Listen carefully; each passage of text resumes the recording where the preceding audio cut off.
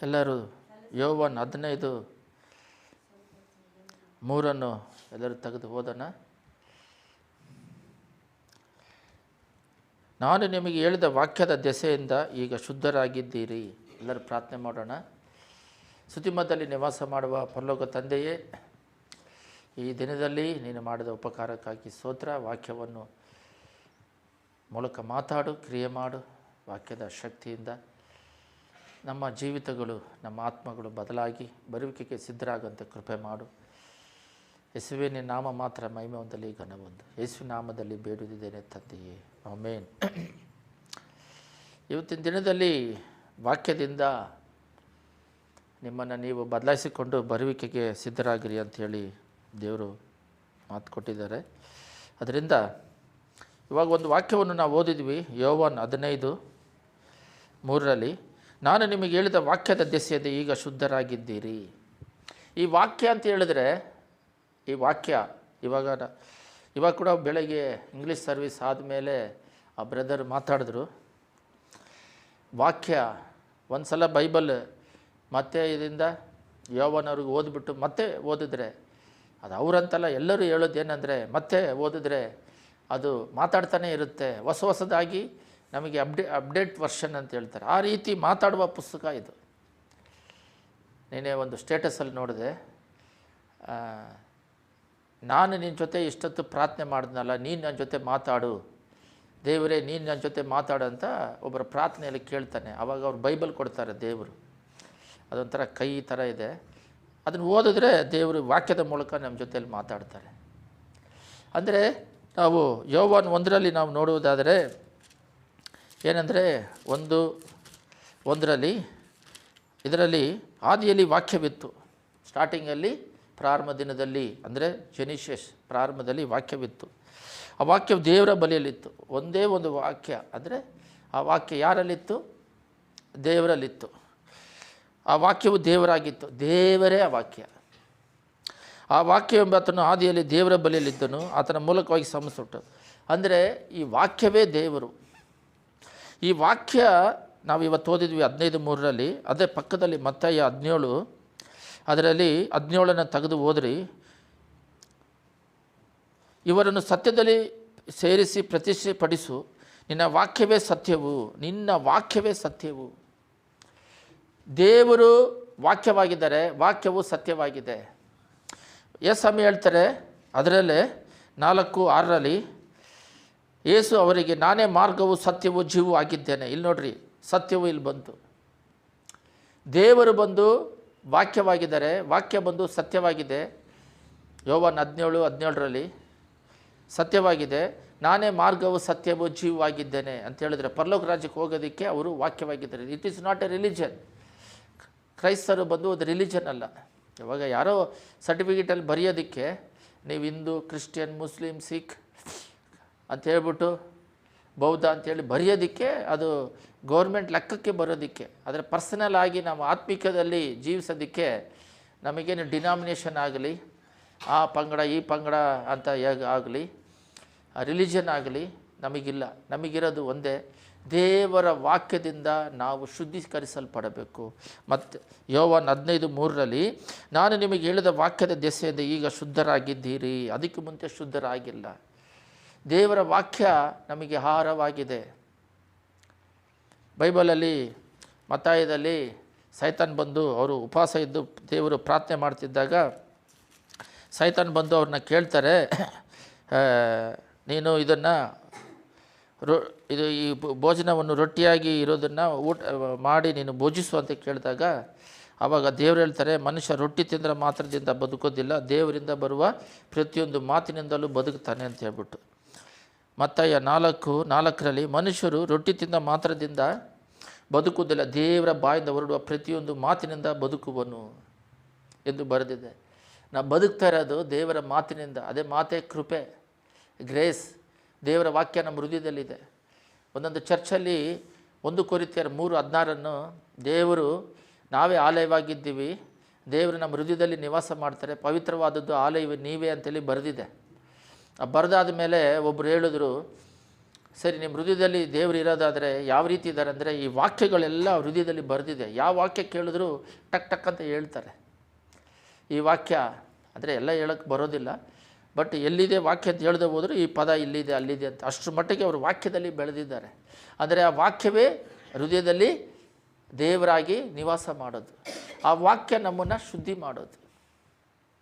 ನಾವು ಈ ವಾಕ್ಯವೇ ದೇವರು ವಾಕ್ಯದ ಆಕಾಶ ಭೂಮಿ ಅಳಿದ್ರು ದೇವರ ವಾಕ್ಯ ಅಳಿದು ಹೋಗೋದಿಲ್ಲ ಅಂತ ಹೇಳಿದ್ದಾರೆ. ಅವರಿಗೆ ಪ್ರಾರಂಭ ಇಲ್ಲ, ದೇವರಿಗೆ ಮುಗಿಂಪಿಲ್ಲ. Alpha omega, timeless God created time world. ಅಂದರೆ ದೇವರಿಗೆ ಅವರಿಗೆ ಟೈಮ್ ಅನ್ನೋದೇ ಇಲ್ಲ, ಬಟ್ ಇದು ಟೈಮ್ ಇರುವ ಮೂಲಕವನ್ನು ಸೃಷ್ಟಿ ಮಾಡಿ ನಮ್ಮ ಕೈಗೆ 24 ಗಂಟೆ ಅಂತೇಳಿ ಭೂಮಿನ ಸೃಷ್ಟಿ ಮಾಡಿ ಕೊಟ್ಟಿದ್ದಾರೆ. ಅವರಿಗೆ ಟೈಮ್ಲೆಸ್ ಗಾಡ್, ಅವರಿಗೆ ಆರಂಭ ಇಲ್ಲ ಮುಗಿಂಪಿಲ್ಲ, ಯಾವಾಗಲೂ ಇರುವ ದೇವರು, ಈಗ ಕಾಲ ಇರುವ ದೇವರು. ಅದರಿಂದ ನಾವೇನು ಮಾಡ್ಬೇಕಂತ ಹೇಳಿದ್ರೆ, ನಮ್ಮ ಹೃದಯದಲ್ಲಿ ಈ ವಾಕ್ಯಗಳನ್ನು ಧ್ಯಾನಿಸಿ ವಾಕ್ಯವನ್ನು ತುಂಬಿಸ್ಕೊಳ್ಬೇಕಾಗಿದೆ.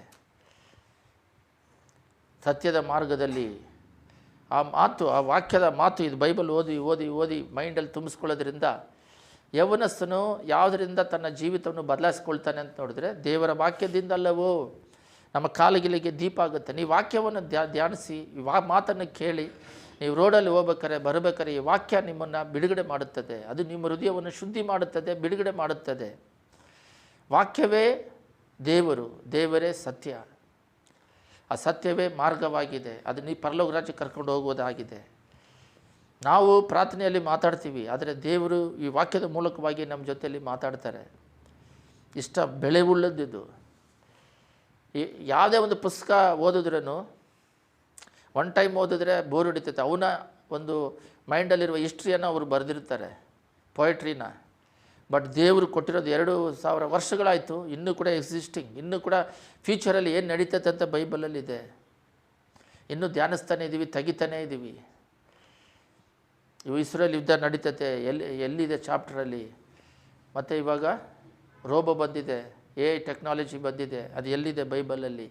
ಬೈಬಲಲ್ಲಿ ಇರೋದೇ ಅದು ಬರ್ತಾಯಿದೆ. ಗಾಳಿಯಿಂದ ಸಂಪಾದನೆ ಮಾಡ್ತೀರಾ. ಇವಾಗ ಅಮೇರಿಕ ಬಿದ್ದೋಗಿ ಯುರೋಪ್ ಕಂಟ್ರಿ ಬರಬೇಕು. ಪ್ರತಿಯೊಂದು ಇದರಲ್ಲಿ ಬೈಬಲಲ್ಲಿ ಇಲ್ದಿರೋದು ಏನಿಲ್ಲ. ಚಿಪ್ಪು ಬಂದಿದೆ, ಇವಾಗ ಕಾರ್ಡ್ಗಳು ಸಿಸ್ಟಮ್ ಎಲ್ಲ ಬ್ಯಾಂಕಿಂದ ಪ್ಯಾನ್ ಕಾರ್ಡ್ ಎಲ್ಲ ಲಿಂಕ್ ಮಾಡಿ ಆಯಿತು. ಅದು ಚಿಪ್ಪಾಗಿ ಬರುತ್ತೆ ಹಣೆ ಮೇಲೆ, ಬಲಗೈಯಲ್ಲಿ, ಎಡಗೈಯಲ್ಲಿ ಬರೋದಿಲ್ಲ. ಯಾಕಂದರೆ ಒಂದು ನರದಲ್ಲಿ ಕರೆಂಟ್ ಪಾಸ್ ಆಗೋದಿಲ್ಲ. ಕೈ ಇಳಿದವರಿಗೆ ಹಣೆ ಮೇಲೆ ಹಾಕ್ತಾರೆ. ಪ್ರತಿಯೊಂದು ಇದೆ ಪ್ರಕಟಣೆ 13ರಲ್ಲಿ. ಅಪ್ಡೇಟ್ ವರ್ಷನ್, ನೆಕ್ಸ್ಟ್ ಏನಾಗುತ್ತೆ ಎಲ್ಲ ಕೊಟ್ಟಿದ್ದಾರೆ. ಅಂಥ ಒಂದು ಪರಿಶುದ್ಧ ಗ್ರಂಥ, ಆ ರೀತಿ ಮಾತಾಡುವ ಗ್ರಂಥ ಪರಿಶುದ್ಧ ಪ್ರಪಂಚದಲ್ಲೇ ಇಲ್ಲ. ಆ ರೀತಿ ದೇವರು ನಮ್ಮ ಜೊತೆಯಲ್ಲಿ ಐಕ್ಯಗೊಳ್ಳೋದಕ್ಕೆ ಆ ವಾಕ್ಯದಿಂದ ನಮ್ಮನ್ನು ಅವರು ಶುದ್ಧಿ ಮಾಡ್ತಾರೆ. ಕೊಲೊಸ್ಸೆಯರ್ 3:16 ತೆಗೆದು ಹೋದ್ರಿ. ಕೊಲೊಸ್ಸೆಯರ್ 3:16.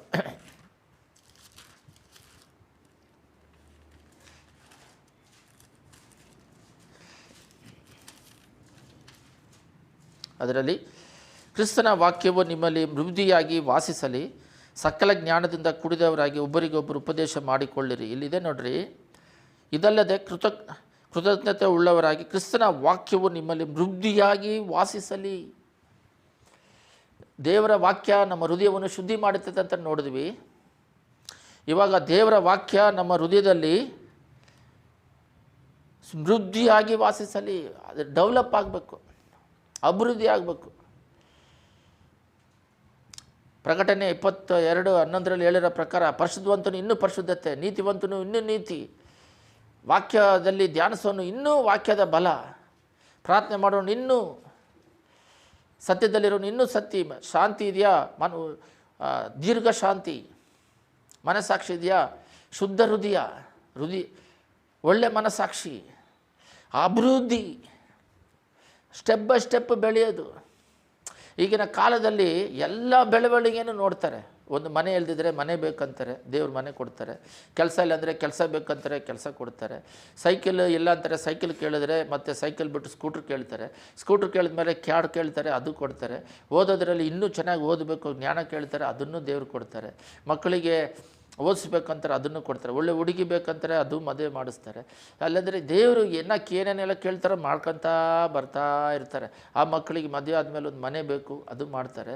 ದೊಡ್ಡವರು ಆಗ್ತಾ ಇದ್ದಂಗೆ ಎಕ್ಸ್ಪೆಕ್ಟೇಷನ್ ದೇವರ ಹತ್ರ ಅಧಿಕವಾಗಿ ಹೋಗ್ತಾ ಇದೆ. ಬಟ್ ದೇವರು ನಮ್ಮ ಹತ್ರ ಎಕ್ಸ್ಪೆಕ್ಟೇಷನ್ ಮಾಡೋದು ಬೇರೆ. ಆತ್ಮಿಕ ಅಭಿವೃದ್ಧಿ, ಫೆಲೋಶಿಪ್ ವಿತ್ ಗಾಡ್, ದೇವರ ಜೊತೆಯಲ್ಲಿ ಐಕ್ಯತೆ ಉಳ್ಳವರಾಗಿರೋದಕ್ಕೆ ದೇವರು ಮನುಷ್ಯರನ್ನು ಎದುರು ನೋಡ್ತಾ ಇದ್ದಾರೆ. ಯೋವಾನ 15:3 ನಾವು ಓದಿದ್ವಿ. ಅದರ ಕೆಳಗಡೆ ಇನ್ನೊಂದು ಪದ ಇದೆ, ಅದನ್ನು ನಾವು 15:3 ನೋಡ್ರಿ. 3 ನಾವು ಓದಿ, ನಾನು ನಿಮಗೆ ಹೇಳಿದ ವಾಕ್ಯದ ಅಧ್ಯಸೆಯಿಂದ ಈಗ ಶುದ್ಧರಾದಿರಿ, ನೀವು ನನ್ನಲ್ಲಿ ನೆಲೆಗೊಂಡಿರಿ, ನಾನು ನಿಮ್ಮಲ್ಲಿ ನೆಲೆಗೊಂಡಿರುವೆನು. ಕೊಂಬೆಯು ಬಲಿಯಲ್ಲಿ ನೆಲೆಗೊಂಡದಿದ್ದರೆ ಹೇಗೆ ತನ್ನಷ್ಟಿಗೆ ತಾನೇ ಫಲ ಕೊಡಲಾರದು, ಹಾಗೆ ನೀವು ನನ್ನಲ್ಲಿ ನೆಲೆಗೊಂಡಿರದಿದ್ದರೆ ಫಲ ಕೊಡಲಾರಿರಿ. ನಾನೇ ದ್ರಾಕ್ಷಿ ಬಳ್ಳಿ, ನೀವು ಕೊಂಬೆಗಳು. ಒಂದು ಗಿಡ ಇದ್ದರೆ ಅವರು ಗಿಡವಾಗಿದ್ದರೆ ಅದು ಕೊಂಬೆಗಳು ಸೈಡಲ್ಲಿ ಬರೋದು ನಾವಾಗಿದ್ದೀವಿ. ದೇವರಲ್ಲಿ ನಾವು ಇಲ್ಲದೆ, ಪ್ರಾರ್ಥನೆ ಹೆಚ್ಚಾಗಿ ಇಲ್ಲದೆ, ವಾಕ್ಯಗಳು ಎಷ್ಟಾಗಿಲ್ಲದೆ ನಾವು ಲೋಕಕ್ಕೆ ಬೆಳಕಾಗಿರೋದಕ್ಕಾಗಲ್ಲ, ಉಪ್ಪಾಗಿರೋದಕ್ಕಾಗೋದಿಲ್ಲ. ಇವಾಗ ಎಲ್ಲರೂ ಶರೀರದಲ್ಲಿ, ಮಾನಸಿಕದಲ್ಲಿ, ದೊಡ್ಡ ಸ್ಥಿತಿಯಲ್ಲಿ ತನ್ನನ್ನು ತಾನೇ ದೊಡ್ಡವನಂತ ತೋರಿಸ್ಕೊತಾರೆ. ಆಮೇಲೆ ನೋಡಿದ್ರೆ ಅವನ ಜೊತೆ ಪಳಗ್ಬೇಕಾದ್ರೆ ಗೊತ್ತಾಗುತ್ತೆ, ಅವ್ನ ಮಾತಲ್ಲೇ ಓಹೋ ಇವನು ಬಡಾಯಿ ಕೊಚ್ಕೊಳ್ತಾ ಇದ್ದಾನೆ. ಬ್ಯಾಕ್ಗ್ರೌಂಡ್ ನೋಡಿದ್ರೆ ಏನೇನಿಲ್ಲ, ಎಲ್ಲದರಲ್ಲೂ ಫೇಲರ್. ಯಾವುದೋ ಒಂದು ತಗೊಂಡ್ರೂ ಅವ್ನು ಫೇಲರ್ ಮನುಷ್ಯ. ಅವನು ಕನಸು ಕಾಣ್ತಾ ಇರ್ತಾನೆ, ಮಾತಿನಲ್ಲಿ ಬಡಾಯಿ ಕೊಚ್ಕೊಳ್ತಿರ್ತಾನೆ, ಆ್ಯಕ್ಟಿಂಗ್ ಮಾಡ್ತಾನೆ, ಬಟ್ಟೆಗಳು ಹಾಕ್ಕೊಂಡು ಡ್ರಾಮಾಗಳು ಮಾಡ್ತಾನೆ. ಆದರೆ ಅವನು ಉನ್ನತವಾದ ಸಾಧನೆ ಮಾಡೋವನಾಗಿರೋದಿಲ್ಲ. ಅವನು ಯಾವಾಗ ಅವನು ಸಾಧನೆ ಮಾಡ್ತಾನೆ ಅಂತ ಹೇಳಿದ್ರೆ, ದೇವರ ಪಾದ ಸನ್ನಿಧಿಯಲ್ಲಿ ಬಿದ್ದು ಪ್ರಾರ್ಥನೆಯಲ್ಲಿ, ವಾಕ್ಯದಲ್ಲಿ ಬೆಳೆದಾಗ, ದೇವರ ಜೊತೆಯಲ್ಲಿದ್ದರೆ ಮಾತ್ರನೇ ಅವನು ಫಲ ಕೊಡೋಕ್ಕಾಗುತ್ತೆ. ಸಪ್ರೇಟಾಗಿ ನ್ಯೂಟ್ರಲಲ್ಲಿ ಹೋಗ್ಬೋದು. ಪೆಟ್ರೋಲು ಐತೆ ಪೆಟ್ರೋಲ್ ಅಂತ ಒಂದಿನ ಸ್ಟಾಪ್ ಆಗುತ್ತೆ. ಫುಲ್ ಪೆಟ್ರೋಲ್ ಇರೋದಿಲ್ಲ. ದೇವರ ಸ್ಪಿರಿಟ್ ಇದ್ದರೆ ಎಷ್ಟು ವರ್ಷ ಆದರೂ ಓಡಿ ಮುಗಿಸಿ ಗೆದ್ದು ಹೋಗ್ಬೋದು. ಅವನು ದೇವರ ಆತ್ಮ ಅವನಲ್ಲಿ ವಾಕ್ಯದ ಬಲದಿದ್ದರೆ ಅವನು ಲೋಕದಲ್ಲಿ ದಿನೇ ದಿನೇ ಅವನು ಅಭಿವೃದ್ಧಿ ಆಗ್ತಾ ಇರ್ತಾನೆ, ಕುಟುಂಬ ಅಭಿವೃದ್ಧಿ ಆಗ್ತಾ ಇರುತ್ತೆ, ಅವನ ಸಂಘ ಅಭಿವೃದ್ಧಿ ಆಗ್ತೈತೆ, ಸಮಾಜ ಅಭಿವೃದ್ಧಿ ಆಗುತ್ತೆ, ಅವನಿಂದ ಲೋಕ ಬ್ಲೆಸ್ಸಿಂಗಲ್ಲಿ ಇರುತ್ತೆ. ಯಾವ ಒಂದು ಮನುಷ್ಯ ಡಮ್ಮಿ ಪೀಸ್ ದೇವರ ಐಕ್ಯತೆಲ್ಲ ಕೊಂಬೆಯಲ್ಲಿ ನೆಲೆಗೊಳ್ಳದೇ ಇದ್ದರೆ, ದೇವರಲ್ಲಿ ಇಲ್ಲದೆ ಹೋದಾಗ ನೆನಪು ಮಾತ್ರನೇ. ಏನು ಒಂದು ಚಿಕ್ಕ ಕೆಲಸ ಹೇಳಿದ್ರು ಅವ್ನು ಮಾಡೋಕ್ಕೆ ಬರೋಲ್ಲ, ಫೇಲಿಯರ್ ಮಾಡಿರ್ತಾನೆ, ಸಕ್ಸಸ್ ಮಾಡೋದಿಲ್ಲ. ಅವನಲ್ಲಿ ಈಗೋ ಜಾಸ್ತಿ ಇರುತ್ತೆ, ಈಗೋ ಪ್ರಾಬ್ಲಮ್. ಅವನೇ ಮನಸ್ಸಿನಲ್ಲೇ ನಾನು ದೊಡ್ಡವನು ಅಂದ್ಕೊಂಡಿರ್ತಾನೆ. ನೋಡಿದ್ರೆ ಬ್ಯಾಕ್ಗ್ರೌಂಡ್ ನೋಡಿದ್ರೆ ಪುಷ್ ಅಂತಿರುತ್ತೆ. ಸ್ಕೂಲಲ್ಲಿ ಹೋಗಿ ಕೇಳಿದ್ರೆ ಚೆನ್ನಾಗಿ ಓದ್ತಾನೆ ಅಂದರೆ ಅವನೇನು ಓದೋದಿಲ್ಲ. ಫ್ರೆಂಡ್ಸ್ ಹತ್ರ ಹೋದರೆ ಸುಮ್ಮನೆ ಫ್ರೆಂಡು ಇದ್ದೀವಿ, ಆ್ಯಕ್ಟಿವ್ನೆಸ್ ಇಲ್ಲ, ಓದೋದಿಲ್ಲ. ಏನಕ್ಕೆ? ಔಟ್ಸೈಡ್ ಶಾರೀರಿಕವಾಗಿ ಬಂದ ತೋರಿಸ್ತಾ ಇದ್ದಾರೆ ಹೊರತು ಸ್ಪಿರಿಚುವಲಲ್ಲಿ ಈಗ ಹೇಳಿದಾಗೆ ದೇವರ ವಾಕ್ಯ ಹೃದಯದಲ್ಲಿಲ್ಲ. ಎಲ್ಲ ಚರ್ಚಲ್ಲಿ ಸಾಕ್ಷಿ ಹೇಳ್ತಾರೆ, ಸಾಕ್ಷಿ ಹೇಳೋದು ಹೇಳ್ತಾರೆ. ಬೈಬಲಲ್ಲಿ ನೀವು ಸಾಕ್ಷಿ ಹೇಳ್ರಿ ಅಂತಿಲ್ಲ, ಸಾಕ್ಷಿಯಾಗಿ ಜೀವಿಸಿರಿ ಅಂತ ಐತೆ. ಇವರೇ ಮಾಡ್ಕೊಂಡ್ರು. ಯಾಕೆ ಮಾಡ್ಕೊಂಡ್ರು? ಅಲ್ಲಿಂದ ಬಂದೆ, ಕೆಳಗೆ ಬಿದ್ದೆ, ಏನಾಗಿಲ್ಲ. ಅದು ಕೆಳಗೆ ಬಿದ್ದಾಗ ಒಬ್ಬೊಬ್ಬರು ಸತ್ತೋಗ್ತಾರೆ, ಒಬ್ಬೊಬ್ಬರನ್ನ ಬದುಕಿಸ್ತಾರೆ. ಸತ್ತೋದ್ರೆ ಹೇಳಕ್ಕೆ ಬರೋದಿಲ್ಲ, ಬದುಕಿದ್ದಾಗ ಬಂದು ಕೆಳಗೆ ಬಿದ್ದು ಏನಾಗಿಲ್ಲ ಅಂತ ಹೇಳ್ತಾರೆ. ಅದನ್ನೆಲ್ಲ ಹೇಳಕ್ಕೆ ಕರೆದಿದ್ದು. ದೇವರು ಸಾಕ್ಷಿಯಾಗಿ ಜೀವಿಸಿರಿ ಅಂತ ಹೇಳಿದ್ದಾರೆ ಬೈಬಲಲ್ಲಿ. ಅಪೊಸ್ತಲರು 1 ಅದರಲ್ಲಿ 9. ಈ ಮಾತುಗಳನ್ನು ಕೇಳಿದ ಬಳಿಕ ಅವರು ಮೇಲ್ಗಡೆ ಇದೆ 9ರಲ್ಲಿ, ಎಲ್ಲ ಯೂದ್ಯ ಸಮಯ ಸೀಮೆಯಲ್ಲೂ 8 ಆದರೆ ಪವಿತ್ರಾತ್ಮನು ನಿಮ್ಮ ಮೇಲೆ ಬರಲು, ಪವಿತ್ರಾತ್ಮನ ನಮ್ಮ ಮೇಲೆ ಬರ್ತದೆ. ಅದೇ ವಾಕ್ಯವು ಪವಿತ್ರಾತ್ಮ ಹೃದಯದಲ್ಲಿ ವಾಕ್ಯವಾಗಿ ಜೀವಿಸ್ತಿದ್ದಾರೆ. ಪವಿತ್ರಾತ್ಮ ಆಲಯವಾಗಿ ನಮ್ಮ ಜೊತೆಯಲ್ಲಿ ಇರ್ತಾರೆ. ಪವಿತ್ರಾತ್ಮ ನಿಮ್ಮ ಮೇಲೆ ಬರಲು ನೀವು ಬಲವನ್ನು ಹೊಂದಿ ಯೆರೂಸಲೇಮಿನಲ್ಲಿಯೂ ಎಲ್ಲ ಯೂದೆಯ ಸಮಯ ಸೀಮೆಯಲ್ಲಿಯೂ, ಇದು ಬಿಟ್ಟುಬಿಟ್ರಿ, ಲಾಸ್ಟಲ್ಲಿದೆ ನೋಡಿ, ಭೂಮಿಯ ಕಡೆವರೆಗೂ ನನಗೆ ಸಾಕ್ಷಿಗಳಾಗಿರಬೇಕು. ಎಲ್ಲೋದ್ರೂ ದೇವರ ಯೋಚನೆಗಳೇ ಇರಬೇಕು. ಆತ್ಮ ಆದಾಯ ಮಾಡಬೇಕು. ನೀವು ಅವ್ರ ಜೊತೆ ಸೇರ್ಕೊಂತೀರ, ಅವನು ಹೇಳ್ದಾಗ ನೀವು ಕೇಳ್ತೀರ. ಏನಂದರೆ ಇಲ್ಲ ಅಂಕಲ್, ಇವಾಗ ಲೋಕ ಬಂದ್ಬಿಟ್ಟು ಇದರೆಲ್ಲ ಮಾಡದೆ ಹೋದರೆ ಆಗೋದಿಲ್ಲ. ಅಂದರೆ ಲೋಕ ಇವ್ರನ್ನ ಬದಲಾಯಿಸ್ತತೆ. ಪರಲೋಕ ರಾಜ್ಯದಲ್ಲಿರುವ ಶಕ್ತಿ ಕಮ್ಮಿ ಆಗಿಬಿಟ್ಟಿದೆ. ಪರಲೋಕ ರಾಜ್ಯ ಸೈತಾನ ಶಕ್ತಿ ಜಾಸ್ತಿ ಆಗಿದೆ. ಆದರೆ ಅಷ್ಟು ಮಟ್ಟಿಗೆ ವಾಕ್ಯದ ಬಲ ಇದ್ದರೆ, ಪ್ರಾರ್ಥನೆ ಬಲ ಇದ್ದರೆ ತಾನೆ ಪರಲೋಕ ರಾಜ್ಯ ನಮ್ಮ ಹೃದಯದಲ್ಲಿ. ದೇವರ ಆಲಯ ನಾವೇ. ಇವಾಗ ನಾವು ದೇವರ ರಾಜ್ಯ ಇದ್ದಾಗ ನಾವು ಎಷ್ಟು ಮಟ್ಟಿಗೆ ಪವರ್ಫುಲ್ಲಾಗಿ ಲೋಕದಲ್ಲಿರೋ ಜನಗಳನ್ನ ಪಾಪದಲ್ಲಿ ನರಕಕ್ಕೆ ಹೋಗ್ತಾರನ್ನ ಬಿಡುಗಡೆ ಮಾಡಬೇಕು. ನಿಮ್ಮ ಕ್ಲಾಸ್ಮೇಟ್ ಮಧ್ಯಗಳಲ್ಲಿ ನೀವು ಯಾವಾಗಲೂ ಅಭಿಷೇಕದಲ್ಲಿ ಅಗ್ನಿ ಜ್ವಾಲೆಯಾಗಿ ಎಲಿಯನಾಗಿ ಎಲಿಷನಾಗಿ ಜ್ವಾಲೆಯಾಗಿ ಉರಿತಾ ಇರಬೇಕು. ಒಬ್ಬ ಎಲಿಯ ಎಲ್ಲರೂ ಬಾಲನನ್ನು ಆರಾಧನೆ ಮಾಡ್ತಿದ್ರೆ ಯೇಸುವೆ ನಿಜವಾದ ದೇವರಂತ ನಿಂತು ಸಾಕ್ಷಿಯಾಗಿ ಅಗ್ನಿನ ತರಿಸಿ ಅವ್ರನ್ನೆಲ್ಲ ಸಂಹರಿಸಿದ ಒಬ್ಬನೇ. ಅಂಥವ್ರನ್ನ ದೇವರು ಹುಡುಕ್ತಾ ಇದ್ದಾರೆ. ಗುಂಪಲ್ಲ. ಅದೇ ಅಭಿಷೇಕ 2ರಷ್ಟು ಎಲಿಷನಿಗೆ ಬಂತು. ಅವ್ರು 7 ಅದ್ಭುತ ಮಾಡಿದ್ರೆ 14 ಅದ್ಭುತ ಮಾಡ್ತಾರೆ ಎಲಿಷ್ಯ. ಡಬಲ್. ಆ ರೀತಿ ನಾವು ಚರ್ಚಿಗೆ ಬಂದರೆ ನೀವು ಪ್ರತಿಯೊಬ್ಬರು ಅಗ್ನಿ ಅಭಿಷೇಕದಿಂದ ಈ ಲೋಕದಲ್ಲಿರುವ ಸೈತಾನನ ಕ್ರಿಯೆಗಳನ್ನು ನಿರ್ಮೂಲ ಮಾಡಬೇಕು. ಕಡೆ ಕಾಲದಲ್ಲಿ ಏನಾಗಿದೆ ಅಂದರೆ, ಸೈತಾನಿಗೆ ಬೆಳಗ್ಗೆ ಒಬ್ಬರು ಬ್ರದರ್ ಹೇಳಿದ್ರು, ಸೈತಾನಿಗೆ ಎಲ್ಲ ವಾಕ್ಯ ಗೊತ್ತು, ನಮಗಿನ ಚೆನ್ನಾಗಿ ಗೊತ್ತಂತೆ. ಅವ್ನು ದೇವರನ್ನೇ ವಾಕ್ಯದಲ್ಲಿ ಬೀಳ್ಸಕ್ಕೆ ನೋಡ್ತಾನೆ. ಅವನಿಗೆ ಗೊತ್ತು ಕಡೆ ಕಾಲವೆಂದು ಅವನು ತಿಳಿದು ಅವನೇನು ಮಾಡ್ತಿದ್ದಾನೆ ಅಂದರೆ, ಎಲ್ಲರನ್ನು ಮರುಗೊಳಿಸಿ ಅವನು ನರಕಕ್ಕೆ ಕರ್ಕೊಂಡು ಹೋಗೋದಕ್ಕೆ ಪ್ರಯತ್ನ ಪಡ್ತಾ ಇದ್ದಾನೆ. ಪ್ರಕಟಣೆ 12 ಓದಿದಾಗ, ಪರಲೋಕವೇ ಅದರಲ್ಲಿ ವಾಸ ಮಾಡುವವರೇ ಹರ್ಷಗೊಳ್ಳಿರಿ, ಭೂಮಿಯ ಸಮುದ್ರವು ಸೈತಾನನು ತನಗಿರುವ ಕಾಲವು ಸ್ವಲ್ಪವೆಂದು ತಿಳಿದು ಮಹಾರೌದ್ರವುಳ್ಳವನಾಗಿ ನಿಮ್ಮ ಕಡೆಗೆ ಇಳಿದು ಬಂದಿದ್ದಾನೆ. ಎಲ್ಲಿ ನೋಡಿದ್ರು ಡೆಕೋರೇಷನ್. ಏನು ಡೆಕೋರೇಷನ್? Body decoration. ಏನು ಡೆಕೋರೇಷನ್? ಕೂದಲು ಡೆಕೋರೇಷನ್, ಮುಖ ಡೆಕೋರೇಷನ್, ಡ್ರೆಸ್ ಡೆಕೋರೇಷನ್. ಎಲ್ಲಿ ನೋಡಿದ್ರು ಡೆಕೋರೇಷನ್. 10 ಸಲ ಸೆಲ್ಫಿ ತಗೊಳ್ಳೋದು. ಆತ್ಮ ಹೋಗುತ್ತಾ ಪರಲೋಕ ರಾಜ್ಯಕ್ಕೆ? ಆತ್ಮ ಡೆಕೋರೇಷನ್ ಮಾಡೋಕ್ಕೆ ದೇವರು ಹೇಳಿದ್ರೆ, ನೀವು ಸೈತಾನನಿಗೆ ಕಡೆ ಕಾಲವೆಂದು ತಿಳಿದು ಸಮಯವನ್ನು ಕದೀತಾ ಇದ್ದಾನೆ. ಎಲ್ಲರೂ ಸೆಲ್ಫೋನು ಬಿಟ್ಟರೆ ಸಾಕು, ಸೆಲ್ಫೋನು. ಸುಮ್ಮನೆ ಕೆಣಕ್ತಾ ಇರೋದು. ಅವ್ರಿಗೆ ಕೊಟ್ಟಿರೋ ಜವಾಬ್ದಾರಿ ಏನು? ಆತ್ಮೀಕದಲ್ಲಿ ಪ್ರಾರ್ಥನೆ ಮಾಡೋಣ, ಹೊಸ ಹಾಡು ಕಲಿಯೋಣ, ವಾಕ್ಯ ಓದೋಣ, ಸ್ಕೂಲಿಗೆ ಹೋಗ್ತಾಯಿದ್ದೀವಿ, ಹೊಸ ಪುಸ್ತಕ, 8ನೇ ಕ್ಲಾಸ್ ಪುಸ್ತಕ, ಕಾಲೇಜ್ ಪುಸ್ತಕ ಯಾರ್ತಾದ್ರೂ ಕೇಳಿ ಸುಮ್ಮನೆ ಟೈಮ್ ವೇಸ್ಟ್ ಮಾಡೋದು ಬೇಡ. ಏನಾದರೂ ಬರೆಯೋಣ, ಆತ್ಮ ಪರಲೋಕ ರಾಜ್ಯಕ್ಕೆ ಸಿದ್ಧರಾಗೋಣ. ಲೋಕದಲ್ಲಿ ಇದ್ದೀವಿ, ಏನೇನಿಲ್ಲ. ಸಮಯವನ್ನು ವ್ಯರ್ಥವಾಗಿ ಖರ್ಚು ಮಾಡೋದು. ಬೈಬಲ್ ಹೇಳುತ್ತೆ, ದೇವ್ರು ನಂಬ್ಕೊಂಡ ಮೇಲೆ ಸಮಯವನ್ನು ವ್ಯರ್ಥವಾಗಿ ಖರ್ಚು ಮಾಡಬೇಡ್ರಿ ಅಂತಿದೆ. ದೇವರಲ್ಲಿದ್ದರೆ ತಾನೇ. ಒಂದು ಸೀಕ್ರೆಟ್ ಏನಂದರೆ, ದೇವರ ಪಾದ ಸನ್ನಿಧಿಯಲ್ಲಿ ಬಿದ್ದುಬಿಟ್ರೆ, ಪ್ರಾರ್ಥನೆ ವಾಕ್ಯ ದೇವರ ಕಾಲಿಗೆ ಬಿದ್ದುಬಿಟ್ರೆ, ಔಟ್ಸೈಡ್ ಮನೆ ಬಿಟ್ಟು ಹೊರಗಡೆ ಹೋದರೆ ನಾವು ರಾಜನಾಗಿ ಇರ್ತೀವಿ. ಲೋಕಕ್ಕೆ ನಾವೇ ರಾಜರುಗಳು, ಉಪ್ಪಾಗಿ ಬೆಳಕಾಗಿ ಇರ್ತೀವಿ. ನಾವು ದೇವರಿಗೆ ಎದೆ ತೋರಿಸಿದ್ರೆ ಲೋಕದಲ್ಲಿ ತುಳಿದು ಬಿಡುತ್ತೆ ನಮ್ಮನ್ನು. ದೇವರ ಸನ್ನಿಧಾನದಲ್ಲಿ ನಾವು ಭಯಭಕ್ತಿಯಿಂದ ಇರಬೇಕು. ಚರ್ಚಿಗೆ ಏನಕ್ಕೆ ಬರೋದು? ಆತ್ಮ ಬಲಪಡೋದಕ್ಕೆ, ಆತ್ಮ ಶಕ್ತಿ ಹೊಂದೋದಕ್ಕೆ. ಊಟ ಮಾಡದೇ ಇದ್ದರೆ ಏನಾಗುತ್ತೆ? ಶರೀರ ಬಲನೀತ ಆಗುತ್ತೆ. ಪ್ರಾರ್ಥನೆ ಮಾಡದೇ ಇದ್ದರೆ, ವಾಕ್ಯದ ಬಲ ಇದ್ದರೆ ಆತ್ಮ ಸೋತೋಗುತ್ತೆ. ಭಯ ಬರೋದು ಹೃದಯದಿಂದ. ಭಯ ಪಡೋರು ನರಕಕ್ಕೆ ಹೋಗ್ತಾರಂತಿದೆ. ಅಂದರೆ ಭಯ ಎಷ್ಟು ಡೇಂಜರ್ ನೋಡ್ರಿ. ಭಯ ಇಲ್ಲದೆ ಜೀವಿಸಬೇಕಂದ್ರೆ ದೇವ್ರು ಇರಬೇಕು. ಧೈರ್ಯ ದೇವ್ರದ್ದು. ಭಯದ ಆತ್ಮ ಕೊಟ್ಟಿಲ್ಲ, ಅಭಿಷೇಕದ ಆತ್ಮ ಕೊಟ್ಟಿದ್ದೀನಿ ಅಂತ ಹೇಳಿದ್ದಾರೆ ದೇವರು ವಾಕ್ಯದಲ್ಲಿ. ಪುತ್ರ ಭಾಗ್ಯನ ಆತ್ಮ ಕೊಟ್ಟಿದ್ದಾರೆ ಅಂತ. ಎಲ್ಲಿದೆ ನಿಮ್ಮ ಮೇಲೆ ಅಭಿಷೇಕ? ಇದೆಯಾ? ಅಗ್ನಿ ಜ್ವಾಲೆಯಾಗಿ ಮಂಡ್ತಾ ಇದ್ದೀರಾ? ಎಲ್ಲಿ ಹೋದರೂ ದೆವ್ವಗಳಿದ್ದರೆ ಪ್ರಯತ್ನ ಮಾಡಿದ್ರೆ ದಪ್ಪಂತ ಬೀಳುತ್ತಾ ಸ್ಕೂಲಲ್ಲಿ? ನಮ್ಮ ಕಾಲದಲ್ಲಿ ಒಂದು ಹುಡುಗಿ ದೇವ್ರು ನಂಬ್ಕೊಂಡು ಸ್ಕೂಲಿಗೆ ಹೋಗಿ ಊಟದ ಟೈಮಲ್ಲಿ ಪ್ರೇಯರ್ ಮಾಡೋಣ ಅಂತ ಪ್ರೇಯರ್ ಮಾಡ್ತಾ ಇರ್ತಾರೆ. ಒಂದು ಹುಡುಗಿ, ನಾನು ಬರ್ತೀನಿ ಬಾ ಅಂತೇಳಿ, ಅದು ಹ್ಯಾಂಡಿಕ್ಯಾಪ್ಟ್, ಒಂದು ಕಾಲಿಲ್ಲ, ಸ್ಟಿಕ್. ಪ್ರೇಯರ್ ಮಾಡಿದ ತಕ್ಷಣ ಕಾಲು ಬಂದುಬಿಟ್ಟೈತೆ. ಚಿಕ್ಕ ಮಕ್ಕಳು 5ನೇ ಕ್ಲಾಸ್ ಓದೋರು, ಅವ್ರ ಡ್ಯಾಡಿ ಕರ್ಕೊಂಡು ಹೋಗೋಕೆ ಬಂದರೆ ಕಾಲು ಬಂದುಬಿಟ್ಟೈತೆ. ಹೆಂಗಾಯ್ತು ಅಂದರೆ, ಪ್ರೇಯರ್ ಮಾಡಿ ನಮಗೆ ಅವರೆಲ್ಲ ಎದುರುಬಿಟ್ಟಿದ್ದಾರೆ ಇಲ್ಲ ಅಂತ. ಸ್ಕೂಲಿಗೆ ಹೋದರೆ ಶೈನಿಂಗ್, ಬ್ರೈಟ್ನೆಸ್. ಎಲ್ಲರೂ ಒಂದು ಕಡೆ ಇರ್ತಾರೆ, ಇವರೇ ಪ್ರತ್ಯೇಕವಾಗಿರ್ತಾರೆ. ಏನು? ಇವರು ಕುಡಿಯೋದಿಲ್ಲ, ಬೀಡಿ ಸೇದೋದಿಲ್ಲ, ಹುಡುಗಿಯರ ಜೊತೆ ಸಹವಾಸ ಮಾಡೋದಿಲ್ಲ. ದಾಣಿಯಲ್ಲಿದ್ದರು.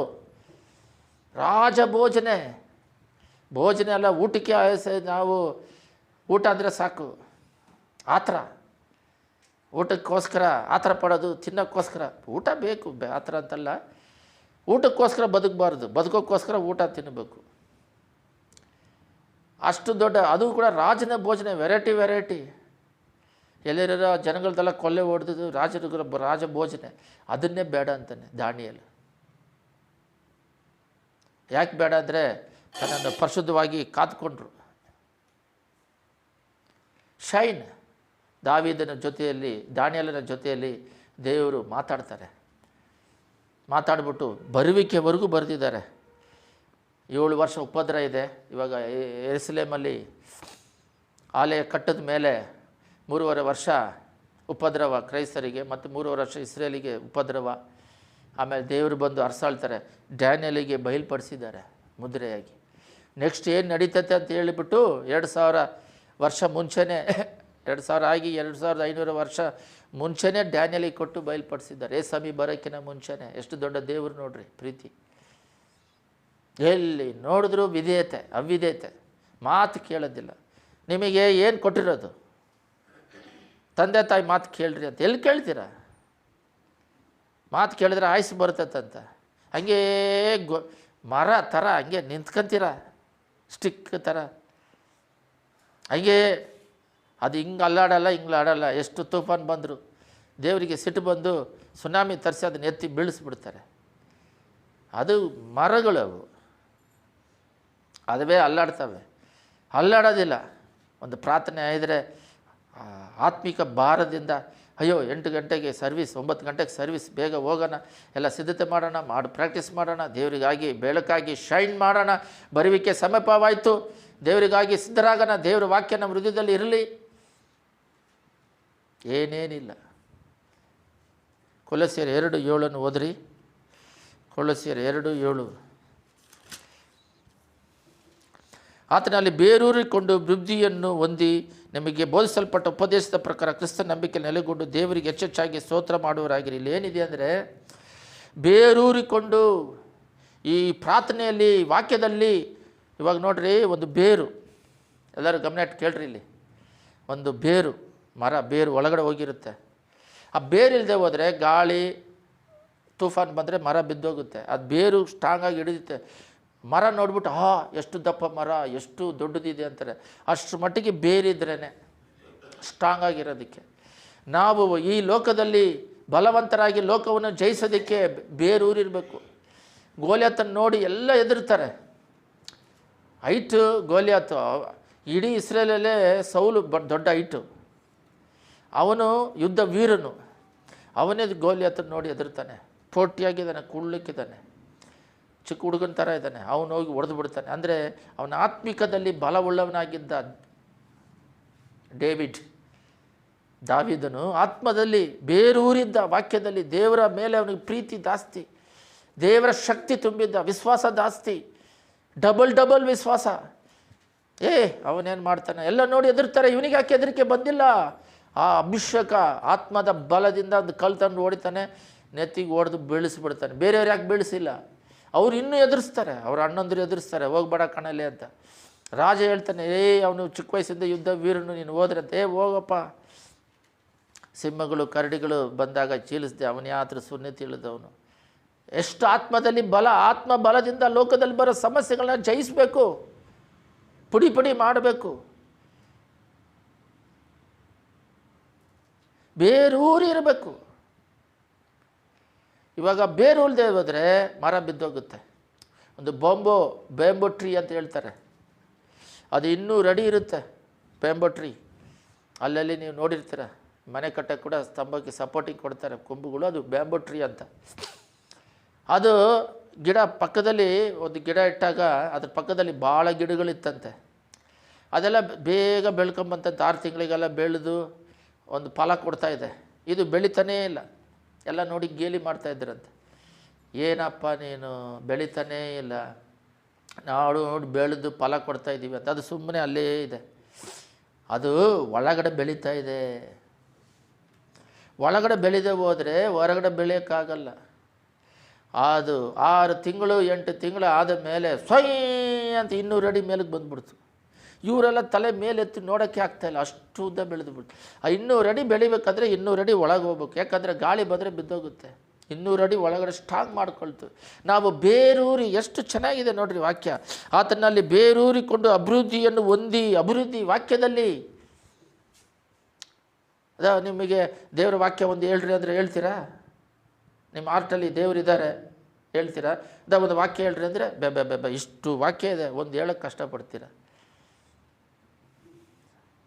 ಎಲ್ಲ ಶನಿವಾರ ಒಂದೊಂದು ವಾಕ್ಯ ಬಯಟ್ ಮಾಡ್ಕೊಂಬನ್ರಿ. ಶನಿವಾರ ಸಂಜೆ ಬೇರೂರಿಕೊಂಡು ಅಭಿವೃದ್ಧಿ ಹೊಂದಿ ನಿಮಗೆ ಬೋಧಿಸಲ್ಪಟ್ಟ ಉಪದೇಶದ ಪ್ರಕಾರ, ನಾನು ಹೇಳ್ತಿಲ್ಲ, ದೇವರು ಹೇಳ್ತಿದ್ದಾರೆ, ನಿಮಗೆ ಏನೇನೆಲ್ಲ ಬೋಧಿಸ್ತಾರೋ ಉಪದೇಶ ಕ್ರಿಸ್ತನಲ್ಲಿ ನೆಲೆಗೊಂಡು ದೇವರಿಗೆ ಹೆಚ್ಚೆಚ್ಚಾಗಿ ಫಲ ಕೊಡ್ರಿ. ಇವಾಗ ಬೋಧಿಸ್ತಿರೋದು ಬೋಧನೆಯನ್ನು ತಗೊಂಡು ಡಬಲ್ ಇವಾಗ ಊಟ ತಿಂದರೆ ಏನಾಗ್ತೀರಾ? ನೀನು ಹೇಳಮ್ಮ, ಊಟ ತಿಂದರೆ ಏನಾಗ್ತೀಯಾ? ದೊಡ್ಡವ್ರಾಗ್ತಾ ಹೋಗ್ತೀಯ. ನೋಡು, ಹೊಟ್ಟೆ ಇಲ್ಲ, ಹೊಟ್ಟೆ ಬಂದುಬಿಟ್ಟೈತೆ. ಮಗುವಾಗಿದ್ದೆ ಹಂಗೆ ದೊಡ್ಡವರಾಗ್ಬಿಟ್ಟೆ. ಊಟ ತಿಂದು ತಿಂದು ತಿಂದು ತಿಂದು ಮಗುವಾಗಿದ್ದ ದೊಡ್ಡವರಾಗ್ತೀವಿ. ಅದೇ ರೀತಿ ದೇವರ ವಾಕ್ಯ ತಿಂದು ತಿಂದು ತಿಂದು ಆತ್ಮ ಶಕ್ತಿ ಉಂಟು ಬೇರೆಯವ್ರನ್ನ ದೇವರಲ್ಲಿ ನಡೆಸಿ ಪರಲೋಕ ರಾಜ್ಯಕ್ಕೆ ಹೋಗಿ ಸೇರಿಬಿಡುತ್ತೆ. ಈ ವಾಕ್ಯ ಪರಿಶುದ್ಧಾತ್ಮ ಶಕ್ತಿ. ಅಭಿವೃದ್ಧಿ ಹೊಂದಬೇಕು, ದೇವರಲ್ಲಿ ಬೆಳಿಬೇಕು. ಆದರೆ ಕಷ್ಟಕರವಾದ ಸಂಗತಿ ಏನಂದರೆ, ಕಡೆಯದಾಗಿ ಓದಿ ಪ್ರಾರ್ಥನೆ ಮಾಡೋಣ. ಅದ್ರ ಕೆಳಗಡೆ ಕ್ರಿಸ್ತನನ್ನು ಅನುಸರಿಸದೆ ಸುಮ್ಮನೆ ಡೂಪ್ಲಿಕೇಟ್ ಕ್ರಿಶ್ಚಿಯನ್. ಏನು ಕ್ರಿಶ್ಚಿಯನು? Duplicate Christian. ಸುಮ್ಮನೆ ಭಾನುವಾರ ಆದರೆ ಬರೋದು, ಹೋಗ್ಬಿಡೋದು, ಅಲ್ಲಿ ಒಂದು ಲೋಕಕ್ಕೆ ಹೋಗೋದು, ಅಲ್ಲಿ ಪಾಪದ ಸಿನಿಮಾಗಳು ನೋಡೋದು, ಕೆಟ್ಟ ಮಾತಾಡೋದು, ಸುಳ್ಳು ಹೇಳೋದು, ಮೋಸ ಮಾಡೋದು, ಯಾಮಾರಿಸೋದು, ತಂದೆ ತಾಯಿ ಮಾತು ಕೇಳೋದಿಲ್ಲ, ದೇವರನ್ನು ಅನುಸರಿಸದೆ ಪ್ರಾರ್ಥನೆ ಮಾಡಲ್ಲ. ಸಮಯ ಸಿಗ್ತತ್ತಲ್ಲ, ಏನಾದರೂ ಹೊಸದು ಕಲಿಯೋಣ, ಸುಮ್ಮನೆ ರೌಂಡ್ ಹೊಡಿತಿರೋದು ಈ ಕಡೆ ಆ ಕಡೆ. ಬೈಬಲಲ್ಲಿದೆ, ನಾನು ಹೇಳೋದಲ್ಲ, ಡ್ಯಾನಿಯಲಲ್ಲಿದೆ. ಕಡೆ ಕಾಲದಲ್ಲಿ ನೀವೇನೇನು ಕೋತಿ ಚೇಷ್ಟೆ ಮಾಡ್ತೀರಂತ ಇದರಲ್ಲಿ ಬೈಬಲಲ್ಲಿ ಬರೆದಿದ್ದಾರೆ. ಡ್ಯಾನಿಯಲ್ 12 ತೆಗೀರಿ ಎಲ್ಲರೂ. ಡ್ಯಾನಿಯಲಲ್ಲಿ 12ರಲ್ಲಿ ದೇವರು ಸ್ಪಷ್ಟವಾಗಿ ಕೊಟ್ಟಿದ್ದಾರೆ.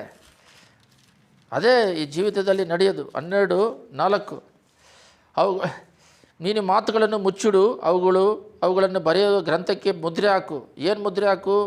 ದಾನಿಯೇಲನೇ, ನೀನು ಈ ಮಾತುಗಳನ್ನು ಮುಚ್ಚಿಡು, ಅವುಗಳನ್ನು ಬರೆಯುವ ಗ್ರಂಥಕ್ಕೆ ಮುದ್ರೆ ಹಾಕು. ಅಂತ್ಯಕಾಲದವರೆಗೆ ಮರೆಯಾಗಿರಲಿ. ಬಹು ಜನರು ಅತ್ತಿತ್ತ ತಿರುಗುವರು. ಸುಮ್ಮನೆ ತಿರುಗ್ತಿರ್ತಾರೆ, ಈ ಕಡೆ ಆ ಕಡೆ, ಆ ಕಡೆ ಆ ಕಡೆ, ಈ ಕಡೆ ಆ ಕಡೆ, ಆ ಕಡೆ ಆ ಕಡೆ, ಈ ಕಡೆ ಎಲ್ಲೋಗ್ತಿದ್ಯಾ? ಸುಮ್ಮನೆ ಎಲ್ಲಾದರೂ ಮನೆ ಬಿಟ್ಟು ಹೋಗ್ಬೇಕಂದ್ರೆ ಒಂದು ಕೆಲಸ ಇರಬೇಕು, ಅದನ್ನು ಮಾಡಿ ಮುಗಿಸಿ ಬರಬೇಕು. ಬಹು ಜನರು ಅತಿಥ ತಿರುಗುರು. ತಿಳುವಳಿಕೆ ಹೆಚ್ಚಾಗ್ಬೋದು. ಸುಮ್ಮನೆ ಕನಸು ಕಾಣ್ಕೊಂಡು ತಿರುಗ್ತಾ ಇರೋದು, ಅದು ಮುದ್ರೆ ಹಾಕು. ಪ್ರಕಟಣೆಯಲ್ಲಿ ಅದನ್ನು ಬಿಚ್ಚುತ್ತಾರೆ. ಇವಾಗ ಅದೇ ನಡೀತಿರೋದು. ಜ್ಞಾನ ಹೆಚ್ಚುವುದು. ಏನು ಜ್ಞಾನ? ಆತ್ಮಿಕ ಜ್ಞಾನ ಅಲ್ಲ, ದೇವರ ಜ್ಞಾನವಲ್ಲ, ಲೋಕದ ಜ್ಞಾನ. ಏನು? ಸಾಂಪ್ರದಾಯದ ಜ್ಞಾನ. ಇಲ್ಲಿ ನೋಡ್ರಿ, ಕ್ರಿಸ್ತನನ್ನು ಅನುಸರಿಸದೆ ಮನುಷ್ಯರ ಸಂಪ್ರದಾಯಗಳು, ಪ್ರಾಚೀನ ಬೋಧನೆಗಳನ್ನು ಅನುಸರಿಸು. ನಿಮ್ಮಲ್ಲಿ ಬಂದು ಮೋಸಕರವಾದ ನಿರಕ ತತ್ವಬೋಧನೆ ನಿಮ್ಮ ಮನಸ್ಸನ್ನು ಕೆಡಿಸಿ ನಿಮ್ಮನ್ನು ವಶಪಡಿಸಿಕೊಂಡವ್ರು. ಎಚ್ಚರಿಕೆಯಾಗಿರ್ರಿ. ಯಾವಾಗ ನೋಡಿದ್ರು ಸ್ವಲ್ಪನಲ್ಲಿ ಏನು ಮಾಡ್ತೀರಾ? ಅದು ಏನು ಬೇಕೋ ಅದು ಉಪಯೋಗಿಸ್ಕೋಬೇಕು. ಏನೋ ಸ್ಪೆಲ್ಲಿಂಗ್ ಗೊತ್ತಿಲ್ಲ, ನಿನ್ನೆ ನನಗೆ ಯಾವುದೋ ಇಂಗ್ಲೀಷ್ ಸ್ಪೆಲ್ಲಿಂಗ್ ಎಲ್ಲ ಗೊತ್ತಿಲ್ಲ, ನೋಡಿ ಕೇಳಿ ತಿಳ್ಕೊಂಡೆ. ಏನೋ ಪದಗಳು ಎಲ್ಲೋ ಏನೋ ಇದೆ ಗೊತ್ತಿಲ್ಲ, ಯೂಸ್ ಮಾಡ್ಕೊಳ್ಳೋಣ. ಏನೋ ಮಾತಾಡೋದಕ್ಕೆ ಅರ್ಜೆಂಟಿಗೆ ಏನು ಬೇಕು ಯೂಸ್ ಮಾಡ್ಕೊಳ್ಳೋಣ. ಸುಮ್ಮನೆ ಕೆಣಕ್ತಾ ಇರೋದು, ಕಣ್ಣು ಹೋಗುತ್ತೆ, ಕಣ್ಣು ಉರಿ ಬರುತ್ತೆ. ದೊಡ್ಡವರಾದ ಮೇಲೆ ಕಣ್ಣು ಕಾಣಲ್ಲ. ಡ್ಯಾಡಿ ಕಣ್ಣು ಕೊಡು ಅಂತ. ಅವ್ರು ಹೆಂಗೆ ಕೊಡ್ತಾರೆ ಕಣ್ಣು? ಅವ್ರು ಸೇವೆ ಮಾಡಬೇಕಲ್ಲ. ದೇವ್ರು ನೋಡ್ತಾರೆ ಅವರ ಹೃದಯಗಳನ್ನು, ನೋಡಿಬಿಟ್ಟು ಬೆಂಡೆತ್ತುತ್ತಾರೆ. ನಾವು ಹೇಳಿದ್ರೆ ಕೇಳೋದಿಲ್ಲ. ಹಿಜ್ಕೀಯನೇ ದೇವರು ಕಡೆ ರಾಜ, ಇಸ್ರೇಲಿಗೆ ರಾಜನ ಮಕ್ಕಳ ಕಣ್ಣನ್ನು ಕಿತ್ತು ಎಳ್ಕೊಂಡು ಹೋಗ್ತಾನೆ. ಸಿಂಸೋನು ಅಭಿಷೇಕ ಮಾಡಿ ಸೇವೆ ಮಾಡಲೆ ಅಂದರೆ ಅವನ ಕಣ್ಣು ಪಾಪಕ್ಕೆ ಹೋಗಿ ಹೋಗಿ ಕಣ್ಣೇ ಕಿತ್ತುಬಿಡ್ತಾರೆ. ಗೊತ್ತಾ ಸಿಂಸೋನ್ ಕತೆ? ಕಣ್ಣು ಕಿತ್ತು ಕಟ್ಟಾಕ್ಬಿಡ್ತಾರೆ. ಕಣ್ಣು ಕಾಣ್ದಂಗೆ ಮಾಡ್ತಾರೆ. ಭಾಳ ಜನ ಸೋಡಾ ಬುಟ್ಟಿ ಹಾಕ್ಕೊಂಡಿದ್ದಾರೆ ಕನ್ನಡಕ್ಕೆ. ನಮಗೆ 48 ಆಯಿತು, ಸುಮ್ಮನೆ ಹಾಕಂತೀವಿ. ಚಿಕ್ಕವಾಗದಲ್ಲಿ ಹಾಕ್ಕಂತಾರೆ. ಪ್ರಾರ್ಥನೆ ಮಾಡಿ, ತಂದೆ ಕಣ್ಣು ಕಾಣ್ತಾ ಇಲ್ಲ, ನೀನು ಸೇವೆ ಮಾಡೋದಕ್ಕೆ ಕಣ್ಣು ಕೊಡಂದ್ರೆ ಕೊಡ್ತಾರೆ. ಅದನ್ನ ಎತ್ತಿ ಬಿಸಾಡಿ ಪ್ರಾರ್ಥನೆ ಮಾಡೋಣ, ಅಭಿವೃದ್ಧಿ ಹೊಂದೋಣ, ವಾಕ್ಯದಲ್ಲಿ ಬಲ ಹೊಂದೋಣ. ಸಾಂಪ್ರದಾಯ ಅಲ್ಲಿ ತಿರುಗೋದು. ಲೋಕಜ್ಞಾನ, ಆತ್ಮಿಕ ಜ್ಞಾನಕ್ಕಿಂತ ಲೋಕಜ್ಞಾನ ಅವರಿಗೆ ಹೆಚ್ಚು ಆಸೆ, ಇಂಟ್ರೆಸ್ಟು. ಕನಸು ಕಾಣೋದಂದರೆ ನನಗೆ ಪ್ರಾರಂಭ 97ರಲ್ಲಿ ಕನಸು ಬರ್ತಾಯಿತ್ತು. ಅದು ಆಸೆ ತೋರಿಸ್ತೈತೆ, ಬಟ್ ಅದು ಬಾಲವಾಗಿರುತ್ತೆ, ಅವಮಾನಪಡಿಸುತ್ತೆ, ಎಲ್ಲೂ ಸಕ್ಸಸ್ ಮಾಡಿಸಲ್ಲ. ಅವಮಾನ, ಗೇಲಿ, ಎಲ್ಲೋದ್ರೂ ನಮಗೆ ಸಕ್ಸಸ್ಫುಲ್ ಆಗೋದಿಲ್ಲ. ಯಾಕಂತ ಹೇಳಿದ್ರೆ ಕನಸು ಕಾಣ್ಕೊತ ಇರೋದೆಲ್ಲ ನಡೆಯೋದಿಲ್ಲ. ಅದರಿಂದ ಆತ್ಮದಲ್ಲಿ ಶಕ್ತಿ ಇಲ್ಲ, ಬಲ ಇಲ್ಲ. ಇವಾಗ ಕನಸು ಬಂದು 1 ಕೊರಿಂಥಿಯರು 2 ಕೊರಿಂಥಿಯರು 10:5 ಪ್ರತಿಯೊಂದು ಯೋಚನೆಗೂ ದೇವರಿಗೆ ವಿಧೇಯರಾಗಿರಬೇಕು ಅಂತ ದೇವರು ಹೇಳಿದ್ರಿಂದ ಅವಾಗಿಂದ ನಾನು ಏನು ಮಾಡ್ತೀನಿ ಅಂದರೆ 1 ಕೊರಿಂಥಿಯರು 10:5 1 ಕೊರಿಂಥಿಯರ ಇಲ್ಲ 2 ಕೊರಿಂಥಿಯರು 10:5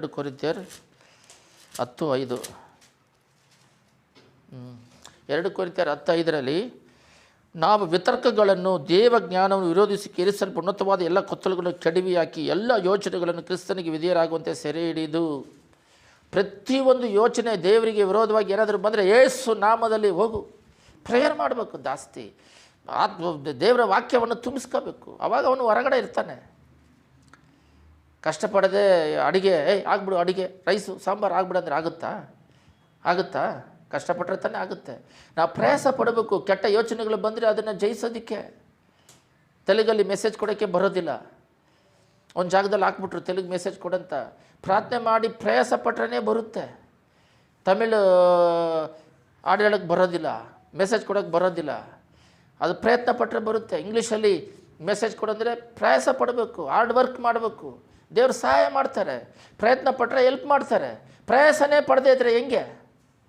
ಇಲ್ಲಿ ನೋಡ್ರಿ, ನಾವು ವಿತರ್ಕಗಳನ್ನು, ದೇವಜ್ಞಾನವನ್ನು ವಿರೋಧಿಸಿ ಕೇರಿಸಲು ದೇವಜ್ಞಾನ ಇರಬೇಕು. ಅದೇ ಅಭಿವೃದ್ಧಿ ಆಗ್ತಾ ಇರಬೇಕು. ಅದು ಪರಲೋಕ ರಾಜ್ಯಕ್ಕೆ ಕರ್ಕೊಂಡೋಗುತ್ತೆ, ಲೋಕವನ್ನು ಜಯಿಸಲು ಸಹಾಯ ಮಾಡುತ್ತೆ. ಅದನ್ನು ಬಿಟ್ಟುಬಿಟ್ಟು ಯಾವಾಗ ನೋಡಿದ್ರೆ ಕೆಟ್ಟದ್ದು ಯೋಚನೆ ಮಾಡ್ತಾ ಅದನ್ನೇ ಯೋಚನೆ ಮಾಡ್ತಾ ಇದ್ದರೆ, ದೇವರಿಗೆ ವಿರೋಧವಾದ ಯೋಚನೆ, ನೀನು ಬಾಲವಾಗಿರ್ತೀಯ. ಒಂದು ಕೆಲಸ ಆಗೋದಿಲ್ಲ ನಿನ್ನ ಕೈಯಲ್ಲಿ,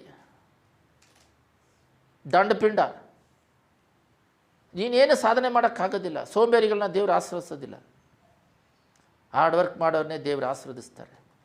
ಇಲ್ಲಿದೆ, ಎಲ್ಲ ಕೊತ್ತರುಗಳನ್ನು ಕೆಡವಿ ಹಾಕಿ ಎಲ್ಲ ಯೋಚನೆಗಳು ಕ್ರಿಸ್ತನಿಗೆ ವಿಧೇಯರಾಗುವಂತೆ ಸೆರೆ ಹಿಡಿದು, ನಾವು